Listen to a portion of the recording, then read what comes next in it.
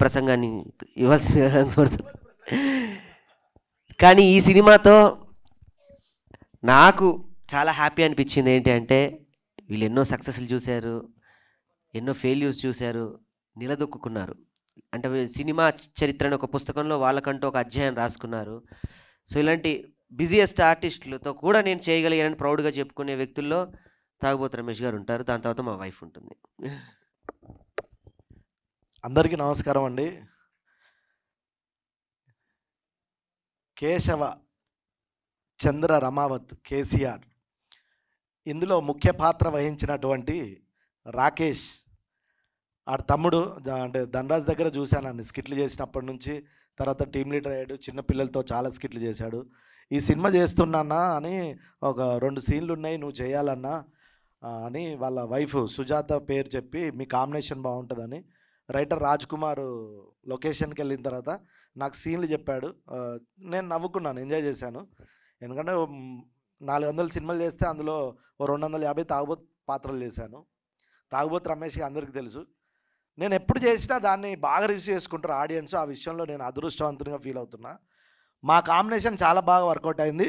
స్పెషల్గా సుజాత చేయడం వల్ల నాకు ఎక్కువ పేరు వచ్చిందమ్మా, నీ వల్ల ఎక్కువ పేరు వచ్చింది నాకు, అందులో డౌట్ లేదు.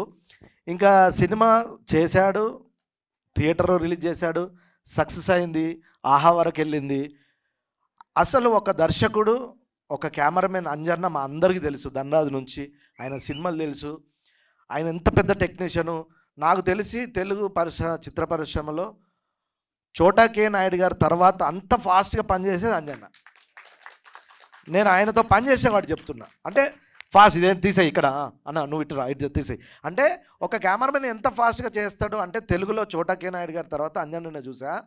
అంజన్న వీడిని నమ్మి ఇంత పెద్ద సినిమా భుజాన వేసుకొని ఎంత కష్టపడ్డాడో కల్లారా చూసిన. ఆయన కన్ను ఈ సినిమా ఇంత పెద్ద సక్సెస్ అవ్వడానికి మా చరణ్ అర్జున్ అన్న, ఈయన ప్రయాణం ఇప్పటిది కాదు. నేను ఇండస్ట్రీకి వచ్చినప్పుడు ధనరాజు ఒక స్టూడియోకి పిలిచి, అరే ఒక అతన్ని పరిచయం చేస్తారా అని స్టూడియోకి పిలిచినప్పుడు ఒక సాంగ్ పాడితే పిచ్చోనైనా ఇట్లా ఆ టేబుల్ మీద డోలకు కొడుతూ తెలంగాణలో ఒక సాంగ్ పాడితే, అమ్మ ఏంది ఇంత టాలెంట్, ఇంత ఘోరం ఉన్నాడు ఏంటి అనుకున్నా. అన్న మీకు గుర్తుంది, ఇప్పుడు కాదు ఇది 15 సంవత్సరాల కిందట. అలాంటి అన్న సాంగ్స్ చేసిన, ప్రైవేట్ సాంగ్ చేసిన, తెలంగాణ గురించి సాంగ్ పాడిన, ఆంధ్రాలో సాంగ్స్ పాడినా అవి ఎంత ప్రజాదరణ పొందిందో. అయిన మ్యూజిక్ వల్ల ఈ సినిమా ఆ లెవెల్లో ఉందండి. అందులో ఏమాత్రం సందేశం లేదు. మీరు అన్నట్టు పల్లెటూరును బాగా చూపించిన ఎడిటర్ మధు గారికి, వీళ్ళందరూ అంటే టెక్నీషియన్ల గురించే మాట్లాడాలి.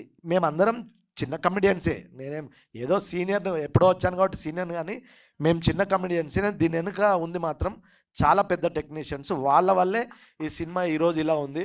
నాకు చాలా ఫోన్లు వచ్చినాయి, నేను చాలా హ్యాపీగా ఫీల్ అయినా. అంటే నాకే ఓ స్టేజ్లో ఇంకేం చేస్తాం తాగుబోతు అనుకుంటా. కానీ ఇందులో ఆ 2 సీన్లకు నాకు వచ్చిన అప్లాజు నాకు చాలా కిక్ ఇచ్చింది. అందులో no doubt. Please thank you Rakesh, నాకు ఈ అవకాశాన్ని ఇచ్చినందుకు థ్యాంక్ యూ.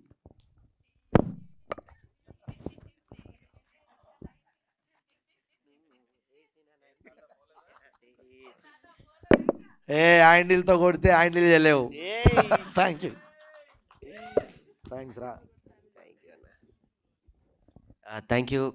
మీ క్యారెక్టర్కి నేను ఎంత ఆనందపడ్డానో ఎడిటింగ్ రూమ్లో నాకు అంజన్నకు తెలుసు.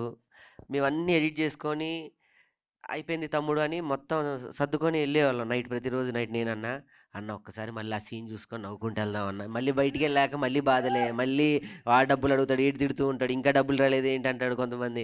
మా అంజన్న మంచోడు కాబట్టి కొన్ని పేర్లు చెప్పలేదు, చాలా ఇబ్బంది పెట్టారులే అన్న. అంటే అంటే మదన్ అన్నట్టు చాలా జెన్యున్గా మాట్లాడాలంటే వద్దులే అయితే. ఇందులో సగం లోగోలు ఎగిరిపోతాయి. ఇందులో నటించిన నటీనటులందరూ నాకు ఎప్పటి నుంచో తెలుసు. ముఖ్యంగా నేను అక్కినేని ఫిలిం ఇన్స్టిట్యూట్ 2005లో చేసినప్పుడు మయం మధు గారు మా 30 మంది స్టూడెంట్స్కు మైమ్ నేర్పడం అంటే ఆయన అలా మైమ్ చేస్తా అంటే షాక్ అయిపోయా. అలాంటి మైమ్ మధు గారు బల్గం నుంచి చాలా మంచి పేరు వచ్చారు. నేను అనుకునేవాడిని ఇన్స్టిట్యూట్లో అందరూ బాగా యాక్ట్ చేస్తే వీళ్ళందరూ ఎందుకు స్క్రీన్ మీదకి రారా అనుకునేవాడిని. ఇప్పుడు వచ్చిన తర్వాత మీ విశ్వరూపం తెలుస్తుందన్న, మీరు ఇంకా మంచి పొజిషన్కి వెళ్తాడు. ఇంకా రచ్చరావి గురించి నేను చెప్పక్కర్లేదు, చూశారు కదా 1/2 అవర్ ప్రసంగం. ఆడి గురించి నేను చెప్పక్కర్లేదా, నాకేమైనా డౌట్ ఉంటే ఆడికే ఫోన్ చేస్తా. వాడు పిఎం నుంచి ప్యూన్ వరకు మొత్తం చెప్తాడు, ఎవరిని కలవాలి ఎవరిని కలవద్దు ఎప్పుడు ఏమవుతుందని. అంత నాలెడ్జ్ ఉన్న ఏంట్రా అది ఫ్యూచర్లో మినిస్టర్, ఏ మినిస్టర్ అను. అలాగే లోహిత్ అన్న గారు, మీ డైరెక్షన్లో యాక్ట్ చేశా, మీ యాక్టింగ్ గురించి నేను చెప్పక్కర్లేదు. నువ్వు యాక్ట్ చేసేటప్పుడు నిజంగానే చెడ్డీలు వేసుకొని తిరిగిన గోదరికెల్లా, ఓకే, అందులో డౌట్ లేదు. ఇందులో నటించిన వాళ్ళందరూ చాలా అద్భుతంగా చేశారు, నాతో సహా. థ్యాంక్ యూ రాకేష్, దీనికి నువ్వే ముఖ్య కారకుడి.